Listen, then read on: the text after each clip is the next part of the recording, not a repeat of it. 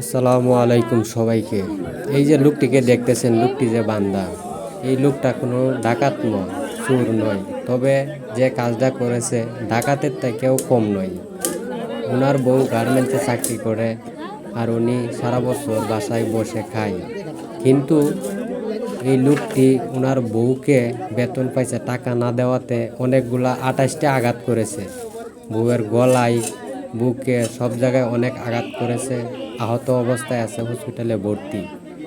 ওনাকে সকালবেলায় দৌড়ে আইনা চলে যাওয়ার করছিল, তখন দৌড়ে আনছে, আইনা এই কামের সাথে বাইন্ধে রাখছে। আর দৌড়িয়া আনছে ওরে, এই একজন লোকই ধরতে পারছে। ধরাটা অসম্ভব হয়েছিল, অনেক চেষ্টা করে দৌড়ে আনছে। এই জায়গায় অনেকে বলতেছে যে এর বউরা অনেক কষ্ট করার পরেও তাকে এরকম অত্যাচার করেছে। আর ওনাকে যে লোকটা ধরে আনছে, এই লোকটা এই জায়গায় আছে। ওই যে লাল গেঞ্জি পরানো দেখতেছেন লোকটা, ওই লোকটাই সকালে ধরে আনছে। চলে যাওয়ার জন্য অনেক চেষ্টা করছিল, কিন্তু যাইতে পারে নাই। ঘটনাটা হয়েছে গাজীপুর শালনার কাছে ঘটনাটা হয়েছে।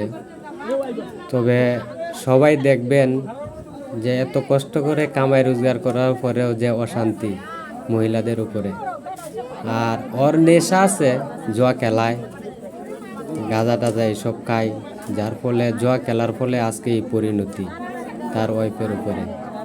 দেখেন কি অবস্থা, অনেক জনগণ দেখতেছে, ওরা কামের সাথে বাইন্ধে রাখছে। খুব কঠিন অবস্থা করে লাগছে রুগীটাকে, অনেক অত্যাচার করছে রুগীটা। ঘটনাটা হয়েছে গত রাত্রে, সবাই দেখেন।